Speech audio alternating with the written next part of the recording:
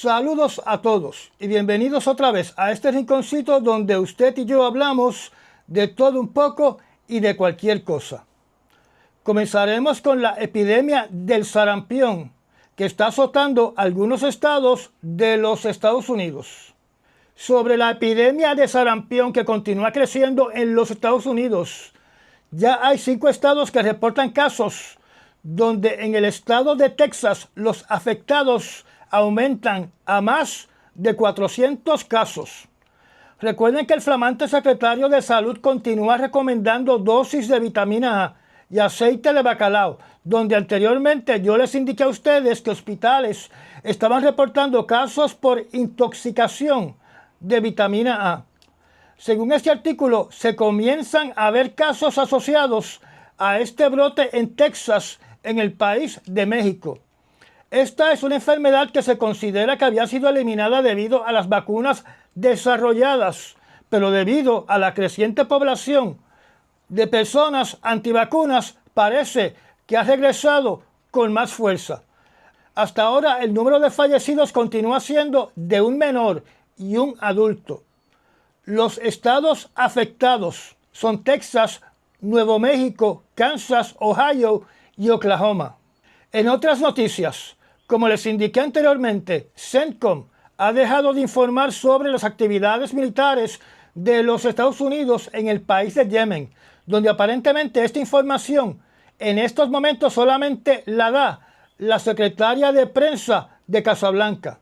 No obstante, por otros medios de comunicación se informa que Estados Unidos continúa llevando ataques contra este grupo armado en Yemen, donde según la imagen que vemos en la pantalla, los ataques se están llevando a cabo en estos momentos contra zonas densamente pobladas en la capital Sana de Yemen. Hasta ahora no hay ninguna información concreta de cuántos civiles inocentes murieron durante los últimos ataques.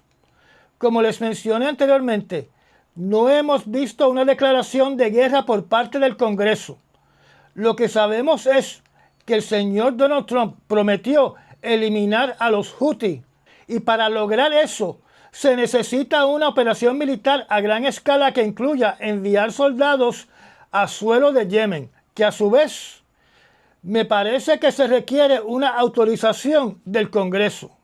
Cambiando de país, después de semanas sin ninguna actividad bélica en la capital del Líbano, se reportó que el viernes de la semana pasada las Fuerzas Armadas de Israel realizaron un ataque aéreo pulverizando un edificio residencial en el sur de la capital del Líbano, donde tampoco se ha informado cuántos muertos y heridos ocurrieron por este ataque. También se informa de que en un poblado al sur del Líbano, Israel realizó otro ataque donde fallecieron 3 personas y 18 resultaron heridas. Entre las víctimas hay mujeres y niños. Otro artículo que posiblemente se refiere al ataque efectuado en el sur de la capital del Líbano contra un edificio residencial indica que por lo menos 4 personas fallecieron y hay 7 heridos. En este ataque en particular no se indica si hay mujeres y niños muertos. Con respecto al gobierno de Israel, mientras continúan las protestas en las calles de Jerusalén, solicitando la renuncia del primer ministro Benjamín Netanyahu, se informa que asesores del primer ministro han sido detenidos y acusados de corrupción. Los manifestantes acusan al primer ministro de Israel de estar realizando actos de sabotaje para impedir negociar una paz en la Franja de Gaza, que a su vez afecta la liberación de los rehenes que están todavía en manos del grupo armado Hamas. En cuanto a los cargos por corrupción, las acusaciones tienen que ver con aceptar sobornos hechos por oficiales del gobierno de Qatar y lavado de dinero. El señor Netanyahu lo que dice es que todo esto es como una cacería de brujas, donde todos estos cargos a sus asesores son falsos. En Cisjordania, colonos y soldados de Israel realizaron un ataque en una aldea llamada Basafer Yatta. una horda de colonos arremetió contra esta pequeña aldea causando destrucción a la propiedad y heridas a 6 palestinos, incluyendo un anciano de 64 años de edad que sufrió fracturas craneales. Cuando se presentaron los soldados de Israel para alegadamente establecer el orden, solamente pusieron bajo detención a palestinos. Los colonos también realizaron un ataque contra la residencia de un director cinematográfico que recibió el premio Oscar por su participación en un documental llamado No hay otra tierra. Mientras tanto, en Gaza continúan los severos ataques donde Israel reclama que está atacando localizaciones del grupo armado Hamas. El domingo, los ataques por parte de las Fuerzas Armadas de Israel le quitaron la vida a 64 palestinos, con un número indeterminado de heridos, donde además se reporta que durante el día del lunes, docenas de palestinos también perdieron la vida, donde muchos de los muertos y de los heridos se alega que eran niños. Las Naciones Unidas estiman que solamente queda una semana de comida en Gaza y continúan acusando a Israel de estar bloqueando todo tipo de ayuda humanitaria para los palestinos. También se reportó que en una fosa común se encontraron los cadáveres de 15 personas que trabajaban para la Cruz Roja musulmana. Recordemos que en las noticias anteriores yo les indiqué a ustedes que desde que cesó el alto el fuego han fallecido más de 750 personas. Así que podemos suponer, sin temor a cometer un error, que las muertes ya sobrepasan la cifra de 800 palestinos muertos desde que Israel declaró la guerra otra vez.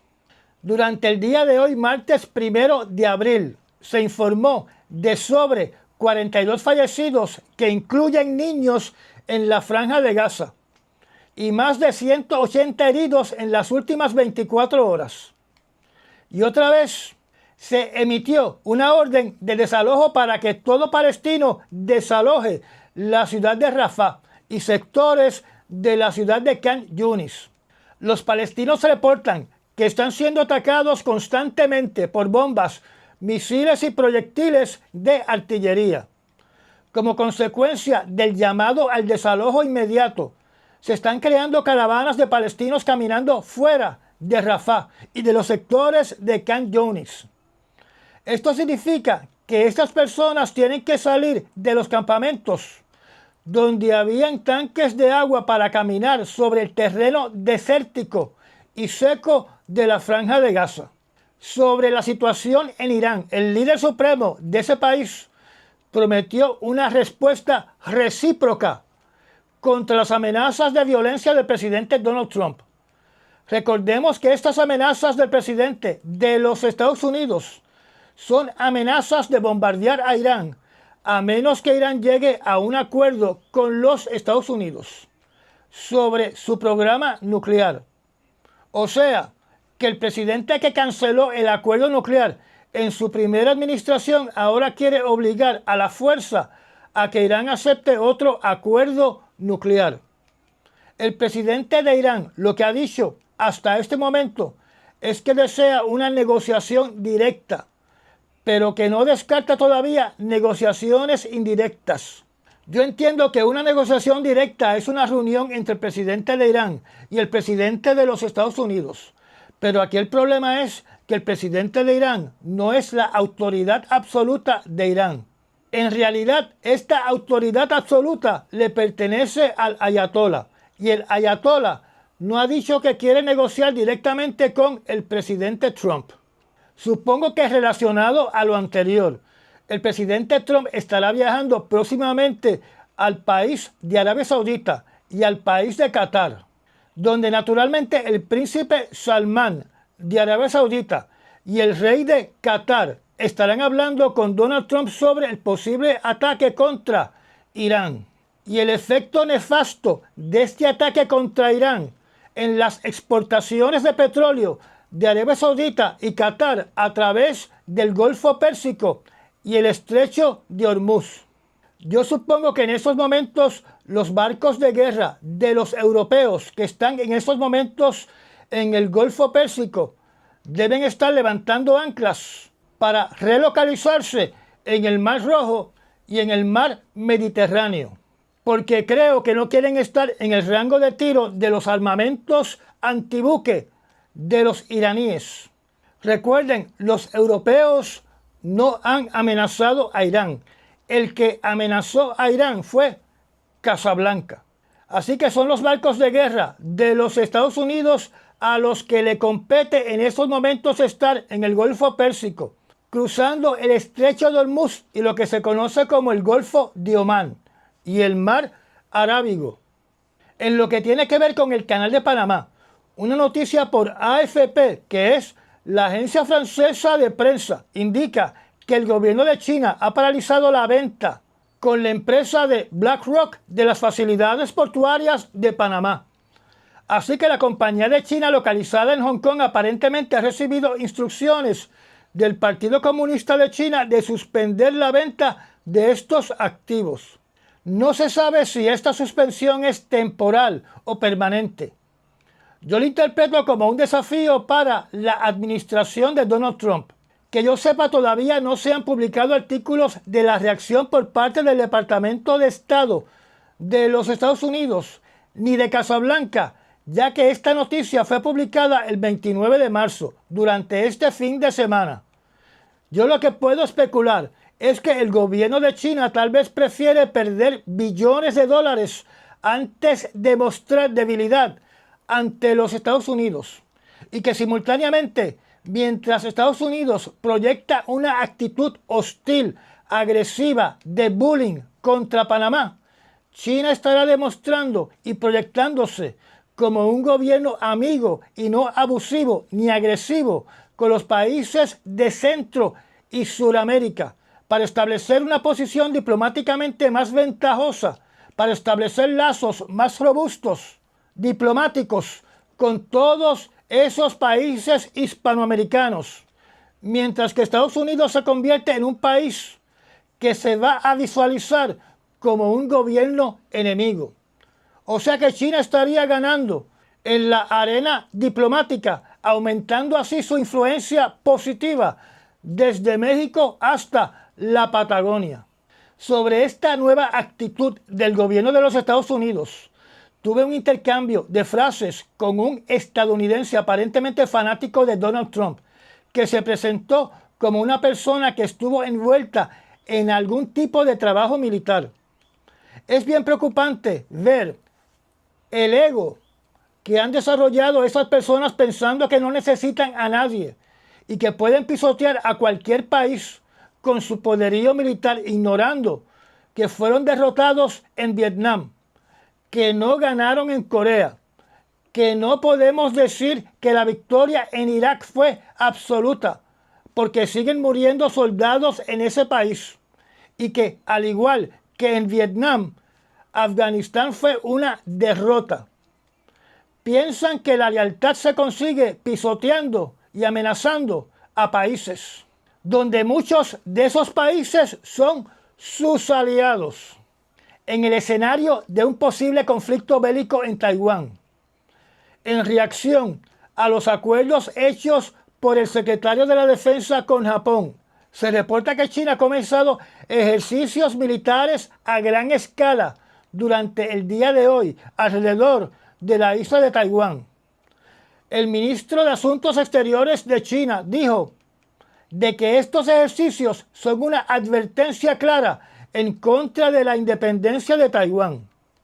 El gobierno de China catalogó al presidente de Taiwán como un parásito, burlándose de él con una caricatura del presidente de Taiwán representada por un insecto, mientras que Taiwán arde en fuego. Así que este insecto representa al presidente de Taiwán, mientras él mira toda la isla de Taiwán incendiada. El ministro de Relaciones Exteriores de China dijo claramente que la reunificación de China con Taiwán es un hecho que no se puede detener. en lo que tiene que ver con las deportaciones en los Estados Unidos sin el debido proceso de ley, utilizando un acta del año 1798 que solo aplica cuando se está desarrollando una guerra contra otro país, donde no se le permite a los detenidos para ser deportados a defenderse frente a un juez, donde la administración de Donald Trump automáticamente, sin presentar evidencias, dicen que estas personas son extremadamente peligrosas porque son gangueros de El Salvador o de Venezuela. Se informa de lo que puede ser el primero de varios errores y abusos crasos del zar de migración, que ha dicho junto con el presidente Trump de que van a seguir deportando y que no van a cumplir con las órdenes de la corte. Pues ahora resulta que deportaron a un padre de familia que tenía asilo político debidamente documentado desde el año 2019, bajo la administración anterior de Donald Trump. El señor Kilmar Armando Abrego García fue deportado a la prisión de El Salvador, donde ahora el gobierno de Donald Trump dice que no puede regresarlo porque ahora está bajo la custodia completa de las autoridades de El Salvador. ¿Cuál es el crimen de este padre de familia? Aparentemente ninguno. Esto significa que el gobierno de El Salvador no tiene ninguna obligación de devolver presos enviados por error, particularmente si son ciudadanos de El Salvador. Eso también significa que estos presos están en el limbo, a merced del sistema carcelario de El Salvador.